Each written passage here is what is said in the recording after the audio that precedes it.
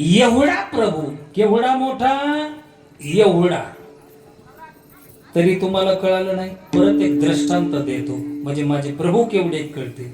एकदा भगवान परमात्म्याच्या घरी लग्न होतं.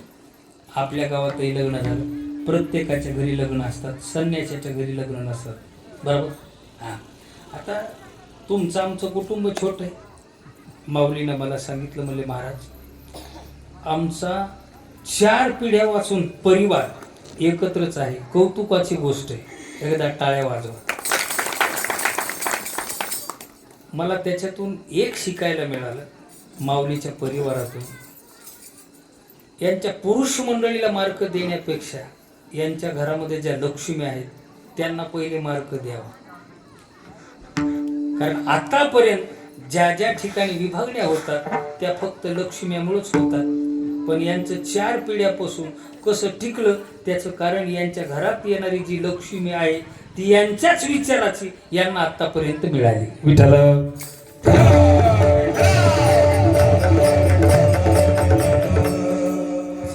लग्नाबद्दल बोलतो. देवाच्या घरी लग्न आहे आणि देवाच्या घरचं लग्न हे तुमच्या आमच्या घरचं लग्न आहे. तिथं कशाची कमी आहे का?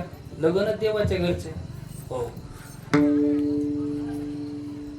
देवाला कुठून काय आणायची गरज आहे? अरे आपल्याकडे जर मुलगी उपवर झाली, लग्नाची स्थिती जर आली तर हुंडा उधार, बास्त्यावाला उधार, बँडवाला चक्रा मारायला.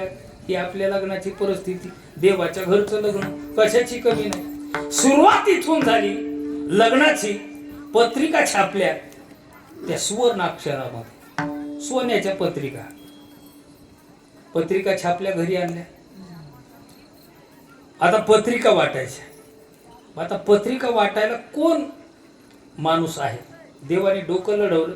आपला परिवार खूप मोठा. आता देवाच्या घरचं लग्न म्हणलं आपल्या ओझरला येऊ शकते पत्रिका, प्रेम जर असेल तर, आहे का नाही? मग आता पत्रिका कोण देईल? देवाने डोकं लावलं आणि गरुडाला बोलावून घेतलं. गरुडा इकडे हजर झाला. जी बोला भगवान, काय सेवा? गरुडा, हे पत्रिकाचं बंडल. आपले जेवढे पाहुणे आहेत तेवढ्या पाहुण्याला पत्रिका तू पोस्ट करायच्यात. पण एक आठ म्हणजे कोणती?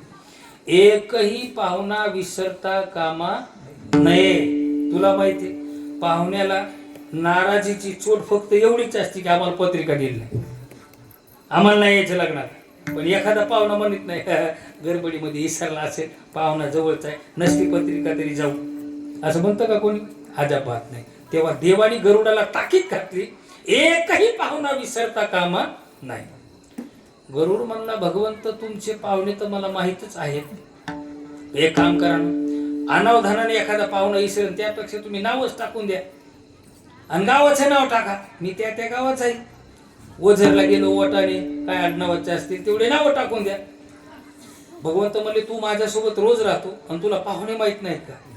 गरुड काय म्हणला, मला भगवंत पाहुणे जाऊ द्या, तुमचे सासरे किती आहेत त्याचाच अजून पता नाही. काय म्हणला गरुड? तुम्हाला सासरे किती आहेत त्याचाच पता नाही. भगवंत म्हणले का? गरुड म्हणला, भगवंत तुम्ही जिथं जाता तिथं लग्नच लावून येत होते, तेव्हा तुमचा सासरा पहिला कोणता आणि शेवटचा कोणता मला अजून माहिती. भगवंत म्हणले, नाही माझा सासरा माहित नाही. गरुड म्हणला, अजिबात नाही, तुमचा पहिला सासरा कोणता आहे त्याचाच पत्ता नाही. तुम्हाला माहिती आहे का देवाचा पहिला सासरा कोणता आहे? कोणता आहे? कोण म्हणला? अमित शहा. भगवंताचे पहिले सासरे. बरं जाऊ दे, देवाची पहिली बायको कोणती? नाही माहित? चला मी सांगतो, पाकिट मला न्यायचं ना, तुम्हाला नाही. ज्या वेळेस समुद्र मंथन चालत होतं त्यावेळेस किती रत्न बाहेर निघाले? 14 रत्न. त्याच्यामध्ये एक विशेष रत्न निघालं, ते म्हणजे लक्ष्मी. बरोबर? लक्ष्मी स्तूप पारिजात कचुरा चर्मवती वेदिका शिप्रावेत्र वती महासुर नदी छाता जया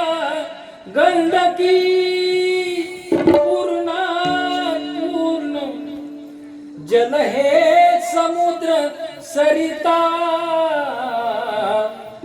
यात सदा मंगल. हे तर तुम्ही लग्नामध्ये ऐकले, पण त्याचा भावार्थ मी सांगतो, ऐका. लक्ष्मी, त्या 14 रत्नापैकी लक्ष्मी निघाली. कुठून निघाली? समुद्रातून. म्हणजे ती कोणाची मुलगी झाली? बोला बोला. समुद्राची. तुला माहिती आहे ना, आता माझे पहिले सासरे, माझे एकच आहेत बुवा पहिले, दुसरे नाही. तर ऐका, गरुडा माझे पहिले सासरे.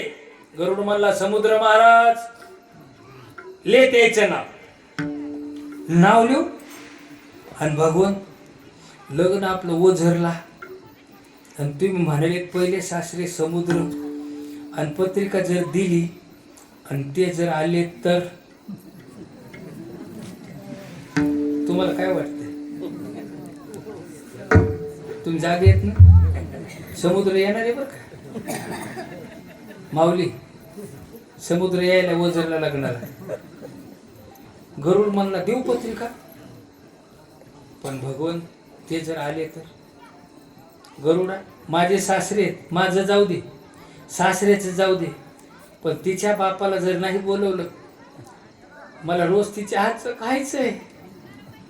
तुला माहिती बायकाचा स्वभाव कसा आहे. मला तो कधी कधी नवल वाटतं देवा. सगळ्यात जास्त बेजार व्यक्ती जर कशात असेल याच्यामध्ये, संसार म्हणजे नाटकी. देवाला किती बायका होत्या?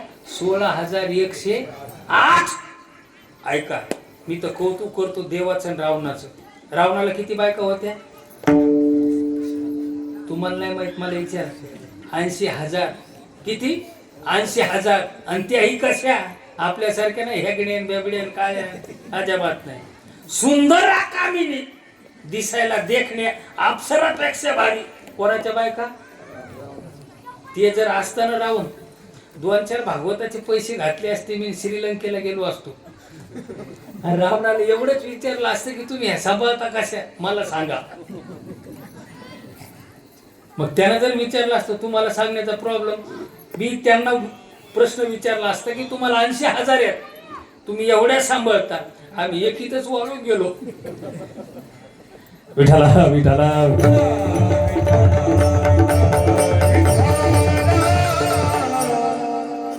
काय म्हटले, जाऊ द्या, विनोदाचा भाग सोडा.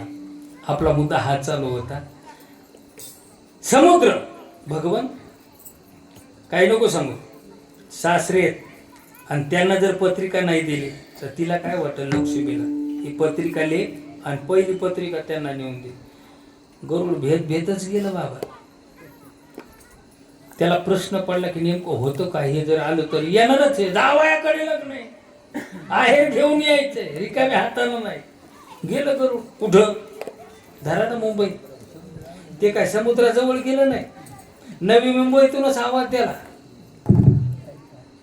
समुद्राला, राम राम समुद्र महाराज. समुद्रानं पाहिलं, गरुडा तू कस काय? जावयाकडे लग्न ओझरला आणि कच्च काढले. तारीख आज किती? 16 लग्न होत. पाऊस येणार आहे म्हणून आज घेतलं लग्न. 16 लग्न, आज 14 तारीख आहे. मला जावायला आहेर न्यावं लागेल ना. त्यानं समुद्राजवळ लांबूनच पत्रिका फेकली आणि समुद्राला कळालं 16 तारखेला लग्न आहे. गरुडा एवढा उशीर असतो का सांगायला? जावायला आहेर घ्यावा लागेल आणि चल तुझ्या पाठीमागत. आ गरुड घाबरलं ना. जे तिथून निघालं कोण? गरुड. थांबलं नाही कुठे. गरुडाचा वेग माहिती आहे तुम्हाला. डायरेक्ट येऊन वझरला थांबलं देवाच्या समोर. समुद्र निघाला. कोणाला भेटत आला असं विचार करा तुम्ही. किती शहरं लागली. सगळ्याला घेऊन आला ते लागणार. हे एकटा नाही आला. पहिल्या धडाक्यात पुणे, संभाजीनगर राहिलं त्याच्यामध्ये. एवढ्याला घेऊन कुठं आलं? एवढ्या दमशी नाही आलं ते. गरुड टेकणं, समुद्र त्याला येऊन भिडणं. भगवंतानं पाहिलं गरुडाकडे. काय झालं तुला घाबरायला? घाबरायला सासरी यायले तुमचे. यायले कुठं? पाठीमागं बघ. हा हे तर आले. प्रसंग तुमच्या डोळ्यासमोर आणा. समुद्र भगवंताच्या समोर उभा आहे आणि गरुड 100 फूट लांब आहे. 100 फुटाहून गरुड सांगतो भगवंत बाकीचा जाऊ द्या, ते पाहुणे तुमचे बाकीचे सासरे येतील न येतील त्याची काही पुढे व्यवस्था करू, पण पहिले यांच्या बिराडाची व्यवस्था करा. तुमच्याकडे काय म्हणतात? बिराडत नाही, यांची राहण्याची व्यवस्था करा. भगवंत म्हणले माझे सासरे, माझ्या सासऱ्याची कशी व्यवस्था करायची याची मला अक्कल आहे. काय केलं भगवंतानं? आपल्या शर्टाची बाई मागं घेतली. तुम्ही नका घेऊ. शर्टाची बाई मागं घेतली आणि हातावरला एक केस उपटला. बघा उपटून तुम्ही. एक केस उपटला आणि केस उपटल्याच्या नंतर जेवढी जागा राहते, बरोबर दिसती का जागा तुम्हाला? अजिबात नाही. जेवढी जागा राहते ना तेवढ्या जागेमध्ये अख्खा समुद्र, बरोबर भगवंतानी तिथं साठवला. समुद्र एकटा नव्हता आला. तुमच्या जावयाकडे लग्न असल्या तुम्ही एकटे जाता का? म्हातारीला येतात का नाही? नातवाला न्यावाच लागतं ना. सगळा परिवार तिथे लग्नाला होता द्वारका नगरीमध्ये आणि अख्खा समुद्र भगवंताने एक केस उपटल्याच्या नंतर जेवढी जागा राहती त्या जागेमध्ये भगवंताने समुद्र साठवला. एका रोमी ऐसे थे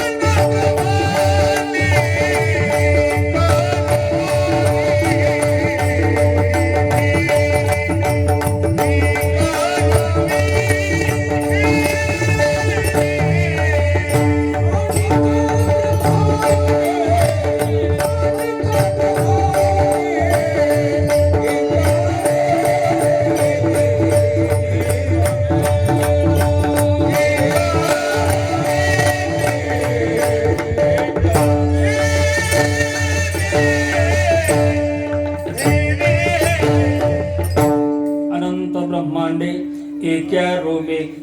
रोमे या शब्दात रोम या अर्थात रोम म्हणजे केस.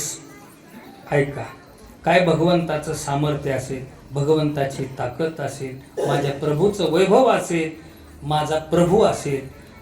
जिथं केस उपटल्याच्या नंतर जागा राहती त्याच्यामध्ये अख्खा समुद्र साठवल्या जातो. माझे प्रभू केवढे, त्याचं अस्तित्व केवढं. म्हणून तुकाराम महाराज म्हणले एवढा प्रभू की ज्याच्या केसा इतक्या जाग्यामध्ये अख्खा समुद्र साठवल्या जातो. प्रभू केवढा असेल? एवढा प्रभू आपल्याला हृदयामध्ये साठवायचा आहे. मात्र एवढा मोठा प्रभू आपल्या हृदयामध्ये साठवल्या जाऊ शकतो. हृदय केवढं, प्रभू केवढा. पण एवढा प्रभू भक्तीच्या पोटी आपल्या हृदयामध्ये साठवल्या जाऊ शकतो. साठविला दाता त्रैलोक्यात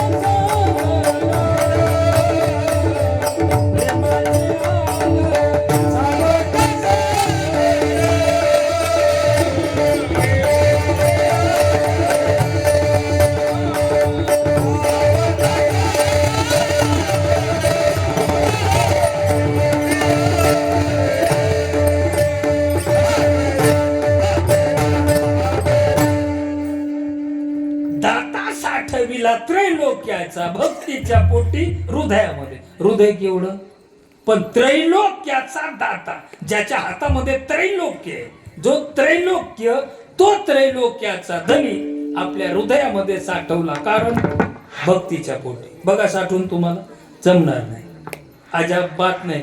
आपल्या हृदयामध्ये बिड्याचं धूप, हृदय अजिबात आपलं धड नाही. म्हणून येवोनी गोपाळ न राहे तेथे.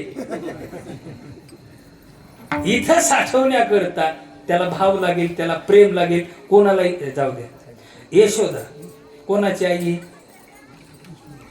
चोपदा जरा बोल काय मी. कृष्णाची आई, बरोबर. यशोदा एकदा देवाला बांधू लागली, दोरी संपली, पण तिला बांधता आलं. पण याच्या विरोधात तुम्ही परभणी जिल्ह्यातलेच आहेत ना, ते आपल्या परभणी जिल्ह्याला मिळालं. गुरुजी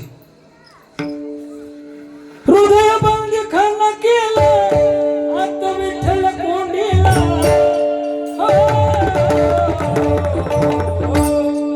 धरीला पण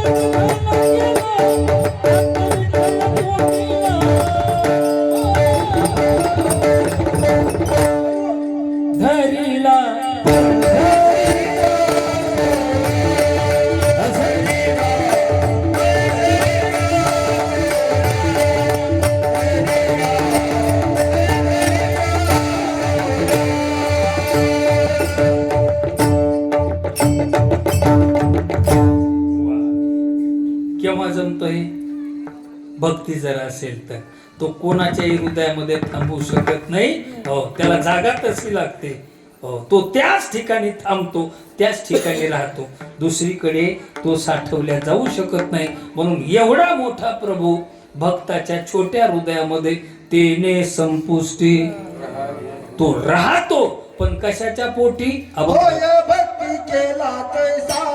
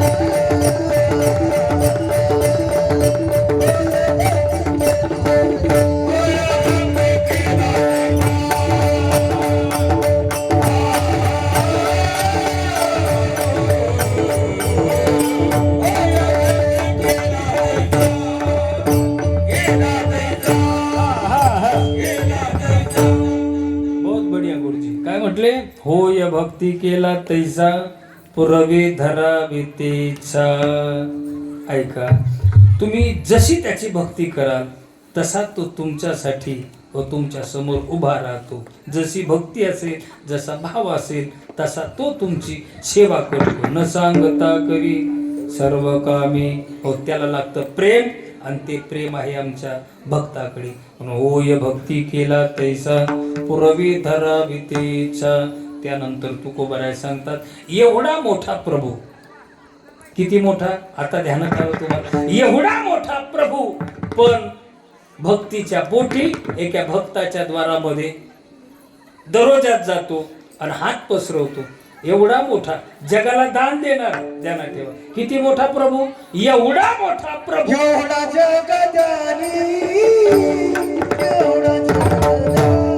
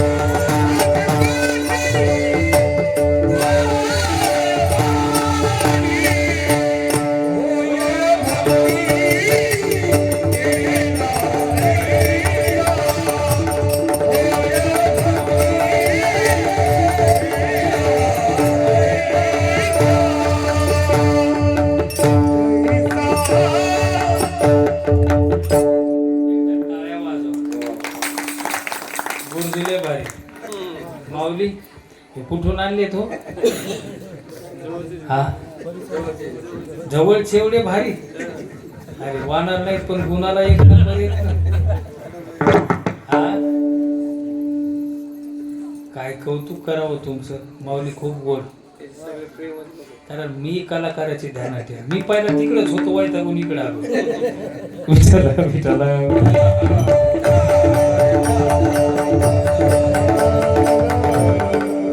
काय म्हटले मला? एवढा जगदानी, एवढा जगदानी, जगाला दान देणारा प्रभू किती मोठा. पाहिलं तुम्ही, जगाला दान देणारा, पण तो प्रभू भक्ताच्या द्वारात उभा राहतो आणि काय मागतो? मागे तुलसी दल पाणी. जगाला दान देणारा काय काय दिलं त्यानं कोणाला? यादी ठेवेल तुमच्या समोर. इतकं देतो तो, कित्येक जणाला दिलंय. यादी सांगतो. अढळपदी बाळ, 5 वर्षाच्या ध्रुवाला अढळपद दिलं. सुदामदेव भगवान श्रीकृष्णाचे खास मित्र लंगोटिया सहज देवाला भेटायला गेले. गुरुजी सहज भेटायला कुठे? द्वारका नगरीमध्ये. काय केलं भगवंतानी? बरोबर मी अपने सुदामा बिहाए, समोसे शादने बिहाए, चरण समोसे शादने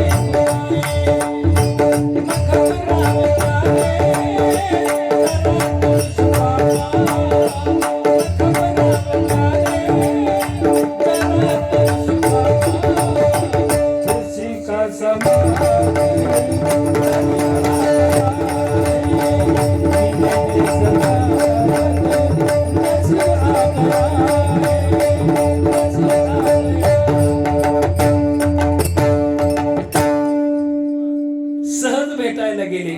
सुवर्णाच्या सिंहासनावर सुदाम देवाला बसवलं आणि सुदाम देवाचं प्रेम पाहून गाव सुवर्णाचा. बघा माता, गाव जर सोन्याचं देणारा जर व्यक्ती असेल तर तो काय बिडी मागल? अरे काय काय कोणाला दिले, कोणाला काय दिले? गाथे ज्ञानेश्वरी पहा मग कळेल. तुम्हा आम्हाला दिले का नाही तुम्हाला? गुरुजी भारूड ठेका वाजवा. जेणे हा जीव दिला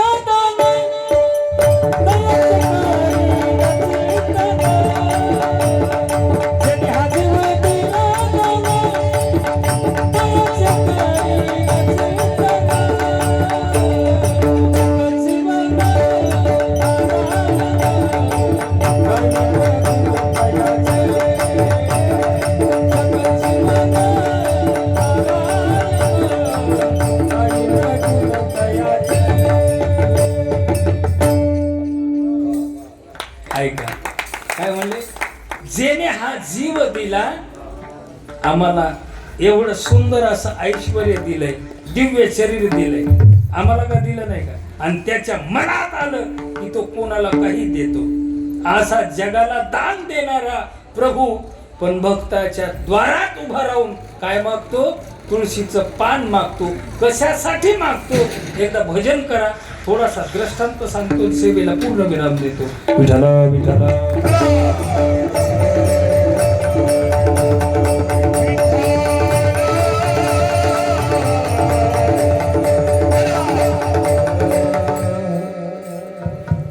देवानं तुळशीचं पानच का मागितलं? त्याचं कारण आहे. म्हटले एकदा देवाच्या पत्न्या 16,108 पैकी देवाच्या जवळ 8च राहायच्या. किती? मग तुम्ही म्हणता बाकीच्या मायाला राहत होते. नाही, हे अष्ट नाही का देवाच्या जवळ असायच्या सेवा करण्यासाठी, आणि बाकीच्या 16,100 16,100 ज्या होत्या त्या त्यांच्या त्यांच्या फ्लॅटमध्ये राहत होत्या, झोपड्यात नाही. पण देवाच्या जवळ प्रामुख्याने किती राहायच्या? 8 अष्ट नाही का. मग त्याच्यामध्ये 8 पैकी एक जरा भारी होती, ती ह्या 7 जणीला अजिबात मोजीत नव्हती. तिचं नाव होतं सत्यभामा. कॉबी अशी फुगलेली असायची, हँडसेट भारीतला, ॲपलचा, दुसऱ्याकडे विवोचे, सॅमसंगचे साधे नाही. हो, ही सत्यभामा. आता सत्यभामा काय साधी आहे का महाराज? हो, तिच्या बापानं हुंडा दिलेला आहे, आणि ज्या ज्या पोरीच्या बापानं हुंडे दिले तर त्या नवऱ्याचं ऐकत नाही. आता हुंडाच बंद झाला, म्हणून त्या कॅसेटवाल्यानं गाणं काढलं, हुंडा नको मामा, ते मला मामा म्हणू नको, इकडे येऊ नको, आज उडाला पोरगीच नाही. ते गाणं बंद झालं तेव्हापासून. सत्यभामा कशाची कमी आहे का? पण आता बघा, खूप पैशावाल्या बाया, आणि ज्या बायाला काही काम नसलं त्या काहीतरी काम काढीत असतात बा. त्याच्यामध्ये शहरातल्या बरं, खेड्यातल्या बिचाऱ्या काय कापूस येतो भोगा फाडा त्याच्या कामच ऐकायला, सप्त्यातल्या चपात्या खाऊन गुम झोपत्यात. शहरातल्या बायाला काम नाही, ही मोबाईल पाय, व्हॉट्सअप, फेसबुक, बाकी काम काय? त्याच्यातली सत्यभामा उगाच घेणं देणं.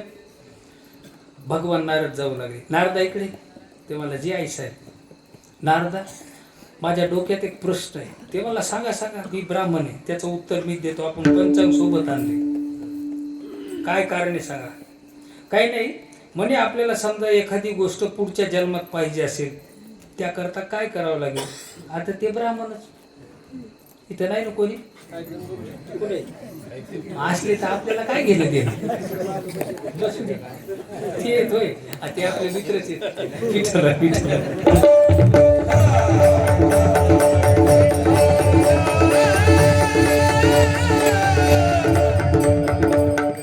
आता ते भगवान नारद, पाय पवित्र डोकं चित्र, ऐका नाही, ते सहज पंचांग काढून सांगतात हे कोणाला अजाबात नाही. ते मला नेमकं कारण सांगा. कारण सत्यभामा डोकं असं काय नाही म्हणे, हे मालक आहेत माझे, मला पुढच्या जन्मातच हे मालक पाहिजे असेल तर काय करू? ते मला काय नाही, नुसतं महादेवा पाणी हाना. तुमच्या इकडे होतं का नाही? एक लोटा जल नाही, खोटं बोलत होय. उभ्या महाराष्ट्रात महादेव 7-8 वर्ष पाण्यात होता नाही म्हणाली, हे नव्हते का जंगलात होते. आमच्या शेलूला अशी गली नाही की त्या गलीत महादेवाचं मंदिर नाही. वाटाले साहेबाच्या घराचं गोरच आहे. 2-4 वर्ष महादेवाच्या मंदिरात गडी नावाची चीजच नाही. पाठव्यात बाया, आखा महादेव पाण्यात, 4 लाख बाया. एक गलीचं नाव सांगत नाही. सकाळी सकाळी भांडण झाली पाण्यामुळं, तांब्यानं भांडणं खेळू लागले दोघे जण. 8 टाके पडले, मंदिर 8 महिने बंद, देव कारावासा. ही कोणती भक्ती? चला विनोदाचा भाग सोडा. नारदा, हेच मालक जर मला पुढच्या जन्मात पाहिजे असेल तर काय करावं लागेल? काही नाही. जी वस्तू पुढच्या जन्मात तुम्हाला पाहिजे ती वस्तू ब्राह्मणाला दान द्यायची. असं ती वस्तू तुम्हाला पुढच्या जन्मात मिळेल. खरंय, खोटं बोलणं. ब्राह्मण आहे, शब्द आहे माझा, ठीक आहे, घेऊन जाय मालक. ते म्हणला, आई साहेब घेऊन जा असं काय? ते बाजारचा भाजीपाला होय, मेथीची जुडी होय, घेऊन जाय. मग अजिबात ब्राह्मणाला दान द्यायचं त्याच्या अगोदर संकल्प सोडावा लागतो. ध्यानात ठेवा. हे मालक घेतो पण त्याच्या अगोदर संकल्प सोडावा लागेल. संकल्प सोडल्याच्या नंतर त्या गोष्टीवर आपला हक्क आहे. आता इथं कन्यादान चालू असेल, झालं, नवरदेव गेला इकडं, नवरी तिकडं, कन्यादान झालं. ज्या ऐका, बापाचा हक्क केव्हा संपतो? ज्या वेळेस बाप आपल्या मुलीचं कन्यादान करतो त्यावेळेस बापाचा हक्क संपतो. आणि तिथं हक्क जावयाचा, जावाई शिर्के आडनाव नाही बरं काय, तिथं जावयाचा हक्क लागतो. तसं दान आहे का नाही? तुम्ही तुमचे मालक मला दान द्या. ती म्हणली कसे द्यायचे? काहीच नाही, तांब्यानं भरून मी सांगतो. आणलं तिने तांब्यात पाणी. एक काम करा, तांब्या माझ्या हातात द्या. तांब्या हातात दिला, उजवा हात घ्या पुढं. उजवा हात पुढं घेतला. भगवान नारदाने हातावर पाणी टाकलं आणि सांगितलं, असं म्हणा, माझे मालक, मी माझ्या स्वहस्ते मी ब्राह्मणाला दान देते. आणि असं पाणी खाली सोडा, त्याला म्हणतात संकल्प. यांनी पाणी हातावर घेतलं, कुठं हनुरून काय परिणाम होईल विचार नाही. घेतलं पाणी सोडलं खाली. माझे मालक, मी माझ्या स्वहस्ते भगवान नारदाला दान देते. पाणी सोडलं. भगवान नारदाने आपल्या बाहेरच बाग घेतल्या. ते मला देवा, लय नाटकं पाहिले तुमची. याच्या अगोदर तुम्ही होतात मालक, मी होतो गडी. तुम्ही लय काम सांगितलं, त्याचा बदला घेतो मी. भगवंत म्हणले, घे बाबा बदला. आता मी मालक आणि तुम्ही गडी. भगवंत म्हणले, काय हरकत नाही, काय काम आहे? उचलाच पादुका, घ्या पादुका माझ्या. भगवान नारदाच्या पादुका घेतल्या आणि डोक्यावर ठेवल्या. चला पुढं, मी पाठीमाग. देव चालले. राम भक्तले चला रे. हे बसत नाही बघ, उभं म्हटलं. भगवंत पुढं, भगवान नारद पाठीमाग. हे कार्यक्रम केला सत्यभामेला. पण त्या 7 जणी ज्या होत्या ना, त्या जाग्या होत्या, झोपलेल्या होत्या. त्यांनी पाहिलं प्रदर्शन आहे, हे काय चाललंय. आपले मालक भगवान नारद पाठीमाग, त्याच्या चपला भगवंताच्या डोक्यावर. काय त्या 7 जणी गेलेला अडवलं भगवान नारदाला, देवाला. हे नारदा, हे काय परिणाम, काय प्रकार आहे हा? आमचे मालक आणि तुझ्या चपला आमच्या मालकाच्या डोक्यावर. ते मला मागे सारखा. ह्या 7 जणी होते. मागे सारखं म्हणजे आमचे मालक आहेत. ते मला, आता तुमचे मालक नाही, तुमचा हक्क संपला. त्या म्हणल्या का? सत्यभामेला जाऊन विचारा, तुमचे मालक जरी असतील तर सत्यभामेचेही मालक आहेत. आणि तिनं तिचे मालक ब्राह्मणाला दान दिले. अनेक ध्यानात ठेवा, ब्राह्मणाला दान दिलेली गोष्ट, परत दिलेली काही वस्तू असेल ती वापस घेता येत नाही. जर घेतली तर सरड्या व्हावं. ह्या तर मग कोमतच घ्यायला सांगते. म्हणले, आता आपल्याला मालकच नाही. मग यायनं पदरच खोसले आणि गेल्या सत्यभामेकडे. आता या 7 जणी ती एकटी एका भोगा पाडायच्या तिचा. घामा गरज केली, बोलू बोलू, काही सांगू नको, आमचे मालक वापस आणून दे. घाम पुशीतच भगवान नारदाकडे गेली. नारदा, तुला काय पाहिजे ते घे, पण तू बालकाला परत दे. तू जर बालकाला नाही परत दिलं ना, त्या छेची त्यात 7 जरी काही कर, मालक वापस दे. काय करावं लागेल? भगवान नारद म्हणले, लय सोपं आहे. तुम्हाला मालक वापस पाहिजेत का? मिळतील वापस, पण मालकाच्या भारंभार सोनं द्यावं लागेल. सोनं ते तर भरपूर आहे आपल्या घरी, सोयाबीन सारखं पडल्या.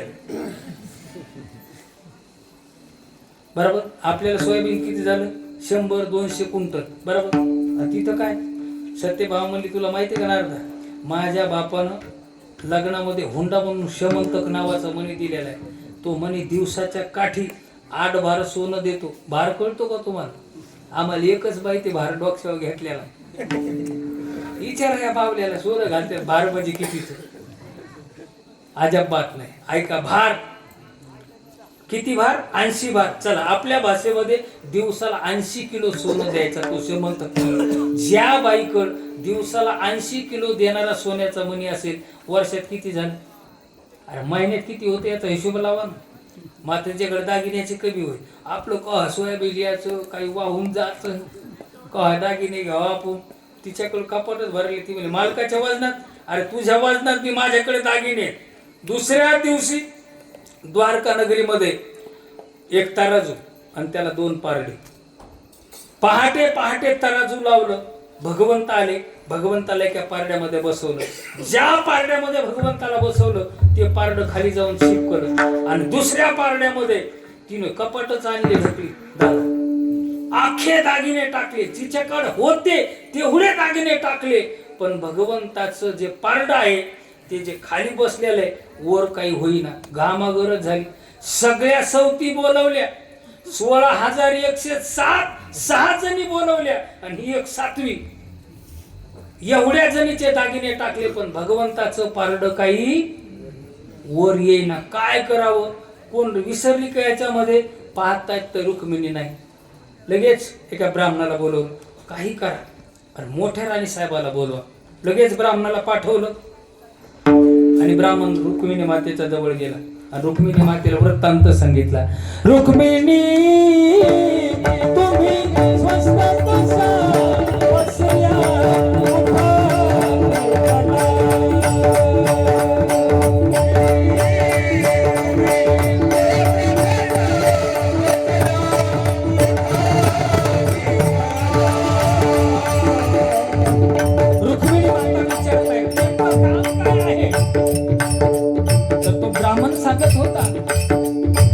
ऐकून सखे ब्राह्मण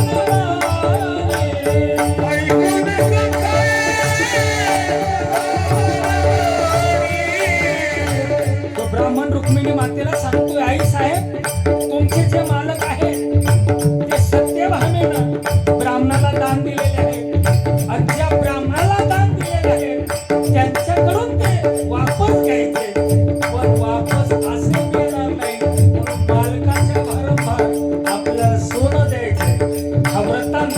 ब्राह्मणाने सांगितला. ऐकून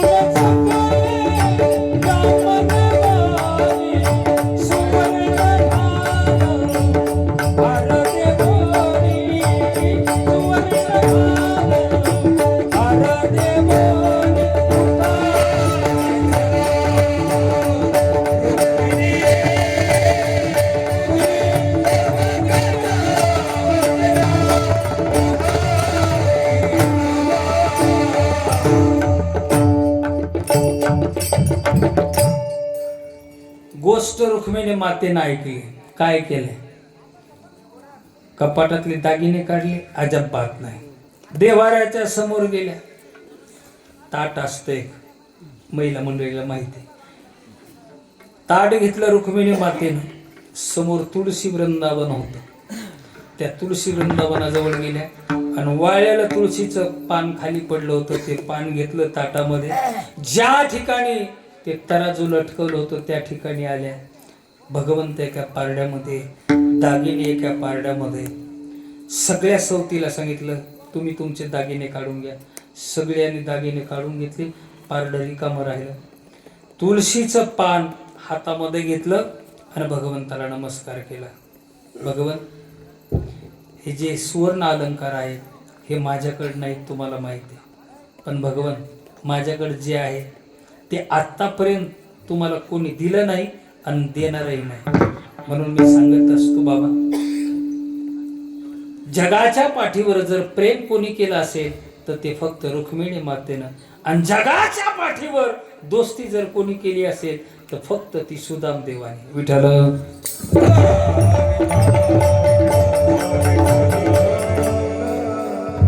प्रेम करावं तर रुक्मिणी मातेसारखं आणि दोस्ती करावी तर सुदामासारखी आणि कृष्णासारखी. परत दोस्ती होणार नाही. ते गाणं म्हटलेलं आहे, ही दोस्ती तुटायची नाही. ती का कुठून तुटती 6च्या नंतर. तुमच्या इकडे नाहीत का 6 वाजत? आमच्याकडे खरे मित्र होतात 6च्या नंतर. 6 मील दिवसा भेटत नाही. ऐका, तर सुदाम देवाची आणि कृष्णाची मैत्री आणि प्रेम रुक्मिणी मातेसारखं जगाच्या पाठीवर होणार नाही. रुक्मिणी मातेनं सांगितलं, भगवान तुम्हाला माहित आहे माझ्याकडे अलंकार नाही पण या रुक्मिणीकडे प्रेम आहे. म्हणून रुक्मिणीने आपल्या हातातलं पान गुरुजी पारड्यात ठेवलं. जसं पारड्यात ठेवलं तुलसी पात्र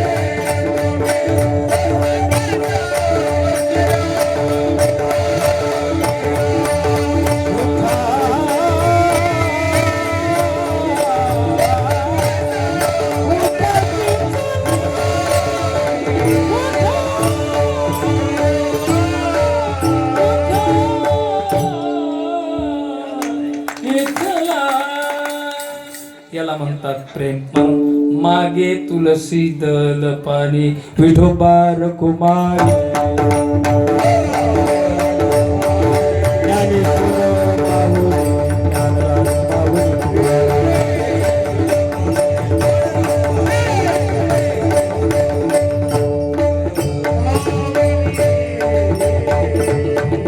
एवढा जगदानी मागे तुलसी दल पाणी आला नावा रूपा तुका मने झाला सोपा होय भक्ती केला तैसा पूर्वी धरावी ते इच्छा यथामती यथावकाश धावत्या वेळेमध्ये माझ्या बुद्धीला जसा जमेल असा भावार्थ तुमच्या समोर मांडण्याचा प्रयत्न केला. बोलता बोलता माझ्या मुखातून एखादा शब्द वेगळा गेला असेल तो माझ्या बुद्धीचा दोष असेल, चांगला वाटला असेल तो माझ्या गुरुजीचा असेल. आज आपल्या गावचं दर्शन होतं. मी माझं परम भाग्य समजवतो. आपल्या गावची परंपरा, आपल्या गावचं ह्या सप्त्याचं वैभव म्हणजे 47व्या वर्षात पदार्पण झालेले 48, 49 आणि अरे बापरे बारचोक म्हणजे पुढच्या वर्षाला तुमचे 4 तप पूर्ण होतात. किती भाग्यवान आहे तुम्ही. 4 तप पूर्ण करतायत तुम्ही लोक. एवढे भाग्यवान आमचे ओझरकर मंडळी आहे. आणि वैभव पाहणं किती गोड. ही जागा पवित्र आहे, गाव पवित्र आहे आणि तुम्ही सगळे पुण्यवान गावकरी मंडळी आहेत. परंतु अशीच भगवंताची सेवा सदैव करीत राहा जा. भगवान परमात्मा निश्चित तुमच्यावर कृपा करेल. चाल विठ्ठल जय जय विठ्ठल बोलिले पुरी देवा